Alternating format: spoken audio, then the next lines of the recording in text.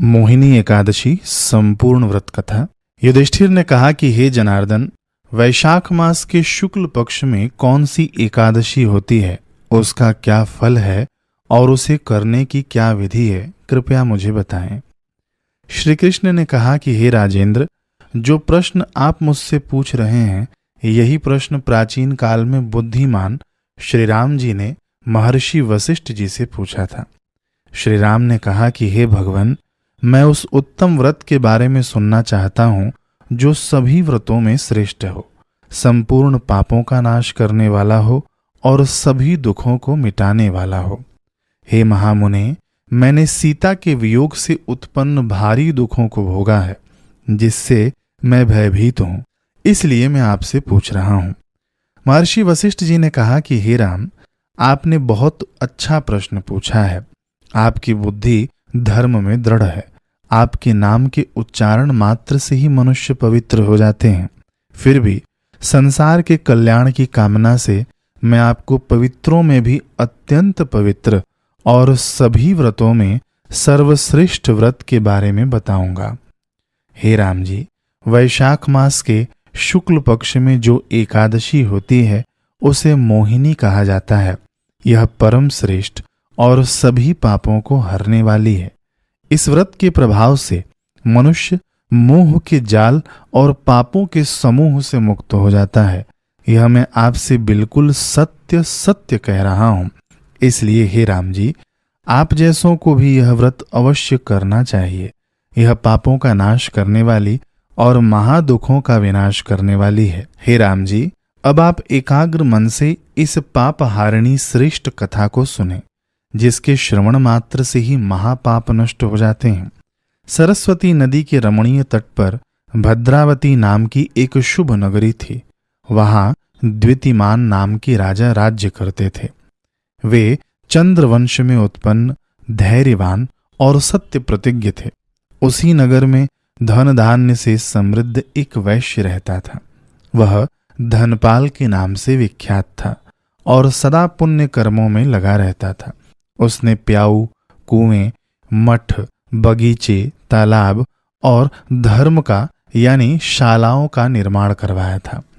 वह भगवान विष्णु का भक्त और शांत स्वभाव का था। उसके 5 पुत्र थे, जिनमें से कुछ के नाम सुमना, द्युतिमान और सुकृत थे। उसका 5वां पुत्र दुष्ट बुद्धि था, जो सदा महापापों में लगा रहता था। वह पराई स्त्रियों के संग में लीन रहता और दुष्टों की संगति में चतुर था। वह जुए आदि व्यसनों यानी बुरी आदतों में आसक्त था और पर स्त्री गमन की लालसा रखता था। देवताओं की पूजा, पितरों और ब्राह्मणों के प्रति उसकी कोई श्रद्धा न थी। वह अन्याय के मार्ग पर चलने वाला दुरात्मा, अपने पिता के धन को नष्ट करने वाला था। वह अभक्ष्य यानी न खाने योग्य वस्तुएं खाने वाला पापी हमेशा मदिरा पान में मग्न रहता था। वैश्याओं के गले में हाथ डाले वह दुष्ट चौराहों पर घूमता रहता। अंततः उसके पिता ने उसे घर से निकाल दिया और सगे संबंधियों ने भी उसका त्याग कर दिया। उसने अपने शरीर के आभूषण भी बेचकर नष्ट कर दिए।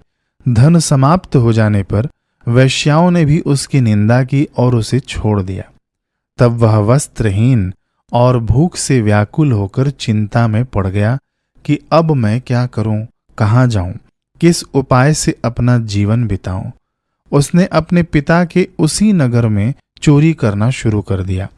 राजा के सिपाहियों ने उसे पकड़ लिया, लेकिन उसके पिता के सम्मान के कारण उसे फिर छोड़ दिया। वह सिपाहियों द्वारा बार बार पकड़ा जाता और छोड़ा जाता रहा। अंततः उस दुराचारी दुष्ट बुद्धि को मजबूत लोहे की जंजीरों में बांध लिया गया। उसे कोड़ों से मारा गया और बार बार प्रताड़ित किया गया।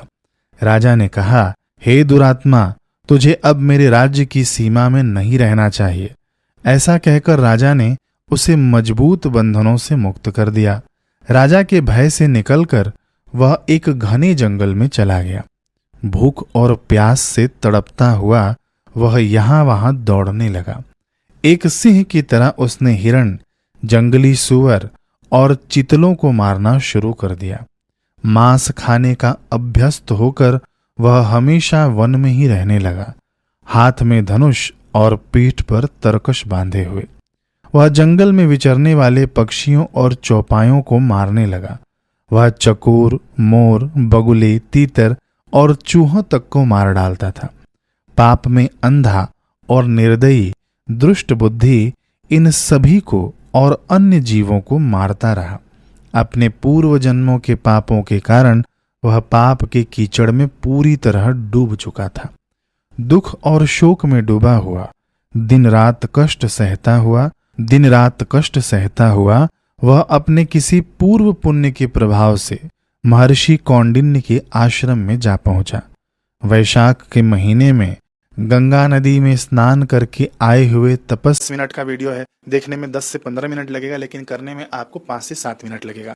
इतना सभी लोग कर लेना। कब करना है? सुबह सुबह आप लोग कर लेना, स्नान आदि करने के बाद कर लेना, लेकिन ध्यान रहे बिना खाए पिए किया जाता है। पितर लोग आपका ना स्वीकार नहीं करते हैं। जब आप कुछ खा पीकर करते हैं ना तर्पण, तो वो स्वीकार नहीं करते हैं। इस बात का ध्यान रखना। कई लोग ना दोपहर में तर्पण करते हैं, अच्छी बात है, करिए, लेकिन यहाँ तक आपको उपवास रखना पड़ेगा तर्पण करने के लिए। नहीं तो सुबह सुबह आपने स्नान किया, सूर्योदय हो चुका है, तो आप लोग तर्पण कर सकते हैं।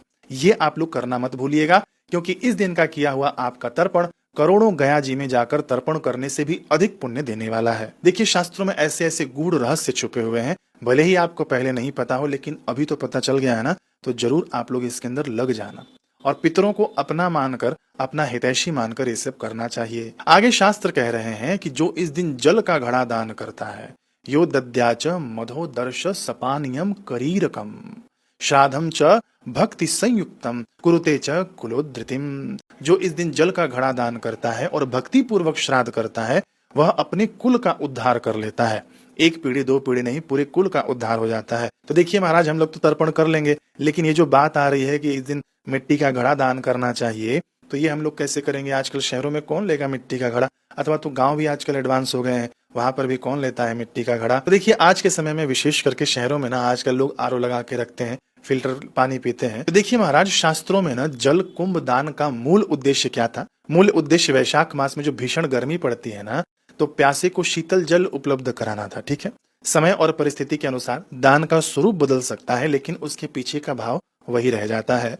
तो मान लीजिए कोई आपका ये मिट्टी का घड़ा दान नहीं स्वीकार करता है, तो कई प्रकार से आप लोग इसको दान कर सकते हैं। सबसे पहला मैं आपको बताऊंगा कि ये अमावस्या का दिन है ना, तो इस दिन आप क्या करना, पीपल के वृक्ष के पास जाना, एक चौड़ा सा मुंह वाला आप लोग मिट्टी का बर्तन ले लेना, अथवा तो घड़ा ले लेना, जो भी उपलब्ध हो ले लेना। उसके अंदर पानी डालना और काला तिल मिला देना। ठीक है, फिर उस जल को पीपल के मूल में अर्पित कर देना आप। ठीक, फिर उसके बाद उस पात्र को भर के वहीं रख देना, ताकि पशु पक्षी उस जल का पान कर सके।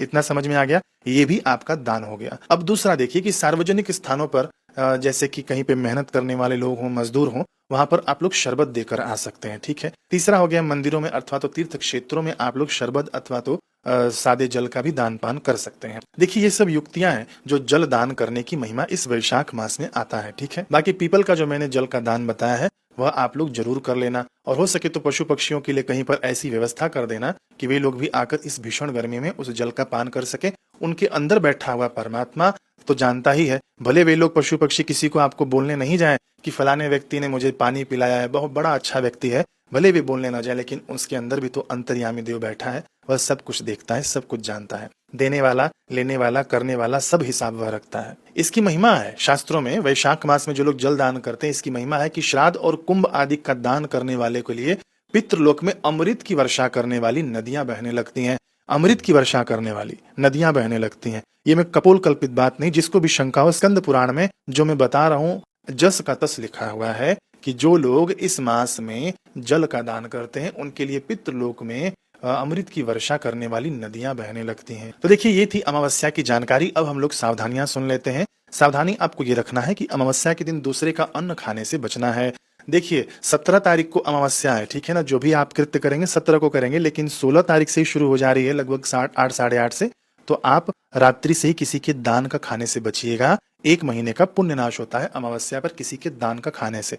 बाकी 17 तारीख के जब तक समय है अमावस्या का, तब तक आप लोग बच के रहना। कई लोग ये भी प्रश्न उठाते हैं कि महाराज, हम लोग तो नहीं खाएंगे, बच जाएंगे, लेकिन जो हम लोग दान करते हैं, जो लोग खाते हैं, उनका भी तो पुण्य नाश हो रहा है। नहीं, देखिए, दान का अधिकार उसी को है जिसको आवश्यकता हो, और जिसको आवश्यकता है ना, उसका कभी पुण्य नाश नहीं होता है। कई लोग ना क्या स्वाद के हिसाब से खा पी लेते हैं, तो उनका पुण्य नाश कहा गया है। ऐसे नहीं कि जरूरतमंद यदि आपका ग्रहण करता है तो उसका पुण्य नाश नहीं होगा। तो पुण्य हमको कैसे मिलेगा, हम दान करेंगे तो वो बैठा है ना देने वाला, आप उसका हिसाब मत रखिए, वो आपको देगा, कई गुना बना कर देगा। ठीक, कई ब्राह्मण देवता भी पूछते हैं कि हम लोग तो ब्राह्मण हैं, हमको लोग लाकर दे जाते हैं, हम लोग खाते हैं, तो क्या हमारा भी पुण्य नाश होगा? तो देखिए, यदि आप आचार्य के पद पर हैं, उनके यहाँ पर जजमन का चलता है आपका, तो बिल्कुल आप लोग ग्रहण कर सकते हैं। लेकिन यदि आप लोग के घर में कहीं नौकरी पेशा है, कहीं कुछ आप कर रहे हैं आजीविका के लिए, तो लेने से बचिएगा महाराज, क्योंकि जो दान का जो अन्न है ना, दान की चीज एक लोहे का चना है,